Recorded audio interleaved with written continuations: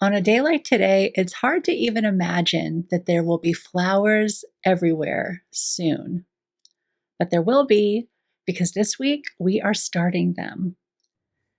Today, we are going to do a deep dive on winter sowing as we get our hands in the soil for the first time in 2026 and start literally hundreds of flowers in just about an hour.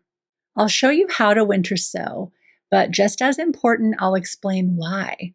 Because winter sowing might just be the easiest, fastest, cheapest way to absolutely fill your garden with flowers.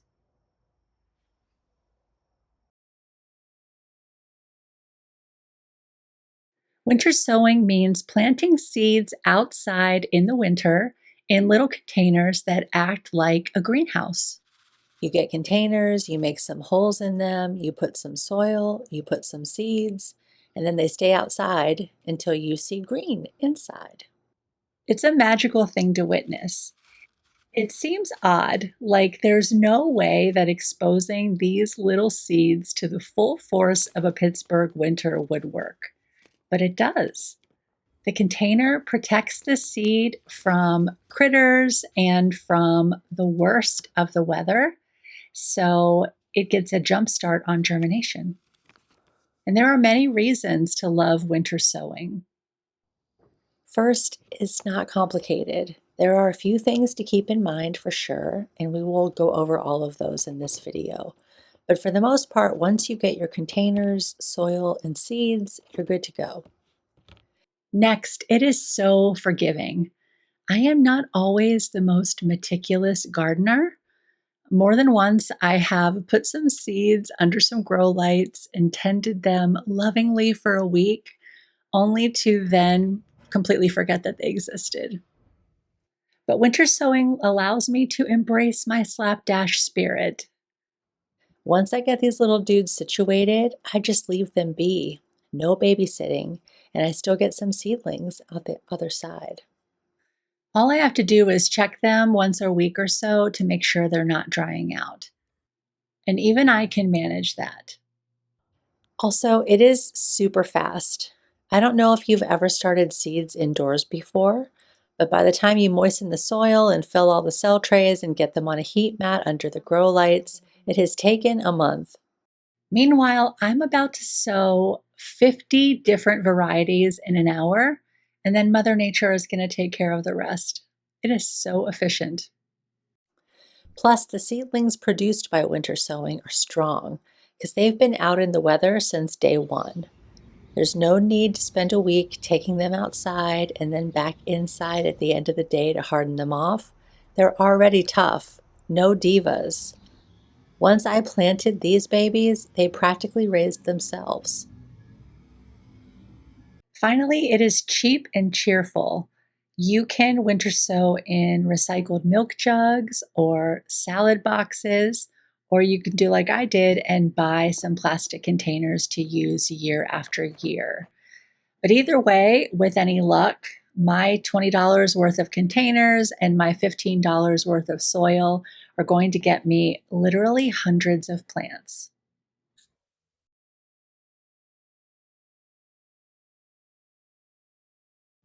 Okay, let's talk containers. I have these plastic shoe boxes, but you can use anything that's clear or translucent plastic. There are a couple of things that need to happen regardless of the container that you choose. First, you need to be able to open it up to plant it, then close it back up again so it doesn't come apart in the winter weather. For things like milk cartons, you cut it open horizontally to plant it, then use tape to seal it back up. For me, well, I just have lids. It's a little simpler. Second, you need holes in the top for water to get in and in the bottom for excess water to drain out. I drilled holes in my container, but if you're using something like a milk jug, you can leave the lid off and put some holes in the bottom with a utility knife or some scissors, or even a hot glue gun. The first year I did winter sowing, I was just trying a couple of containers to experiment. And I used milk jugs because I had them around and they were free. But I found them a little bit unwieldy to get in and out of repeatedly through the winter. So I bought this set of 20 plastic containers. They were like 20 bucks, and I think I'll be able to use them for years to come. If I had it to do over again, I would probably get a slightly deeper container to give the seedlings a little bit more headroom as they start to grow. But these get the job done for sure. But there are a lot of different containers that work just fine. I've seen people use water bottles, Ziploc bags. Some folks even put pots inside one of those big plastic storage totes. As long as it's clear and there's a way for water and you to get in and out, you're good. Now we fill these guys up with soil. 3 or 4 inches deep is about right. So, what kind of soil do you want to use for winter sowing? Go with a potting mix. If you were starting these seeds inside, you would use something like a seed starting mix or coco coir that has a really fine texture. But in winter sowing, your seedlings are going to be living in these containers for a couple of months. So they're going to need more nutrition than something like a seed starting mix will generally provide them.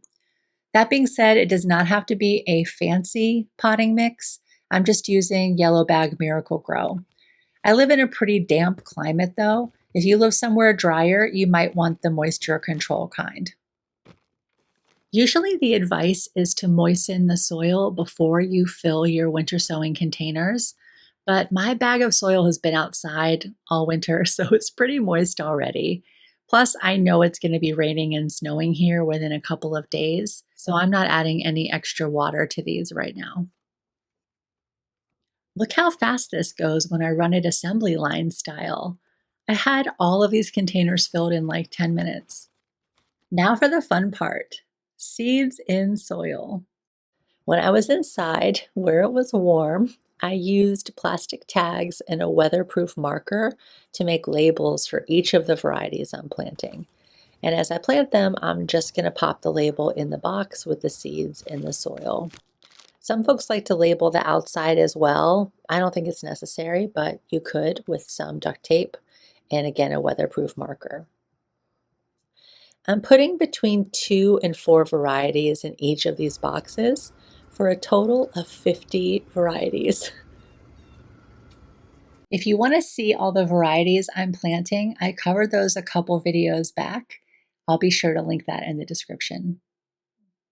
Most everything I'm starting today is either a cool flower or a perennial, from Ami to yarrow, because those types of flowers all really benefit from the cold temperatures. When they freeze and thaw a couple times, it breaks down the seed coating and actually makes it easier for them to germinate. You can winter sow warm weather flowers like cosmos and zinnias, but I only have 19 containers. I don't know where the last one went. So I am prioritizing stuff that's going to bloom sooner, and that's mostly cool weather flowers. And then after I plant those out in the garden, I might end up reusing these containers to start some hot weather stuff later in the season. But it's a little too early right now. To be honest, the hardest part of all of this process was opening up all the little seed packets with cold fingers. But look at that, they're all full and ready to sprout. That is satisfying. As the weeks go on, I'll check them here and there. The two main things I'm looking out for are the containers drying out and the containers getting too hot if we have a warm couple of days. So if it hasn't rained or snowed for a while, I'll check on them. What I'm looking for is I want to see condensation on the inside of the container. If I don't see that, I will just give them a drink very gently so that I don't knock the seedlings around. And if we have some lovely mild days, I'll just take the lids off and let them breathe.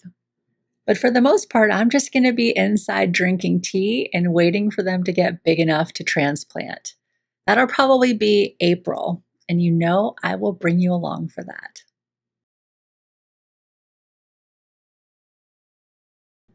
If even half the seeds that I planted today come through for me, that's hundreds of stems for what? One somewhat chilly, medium effort afternoon of labor? Seems worth it to me. Am I going to be starting seeds under grow lights? For sure. Am I going to direct sow some stuff outside? I definitely will. But winter sowing is a huge part of my flower growing strategy just because it scales so easily. Once you have your stuff together, your containers, your soil, your seeds, you can do tons of these as easily as you can do a few.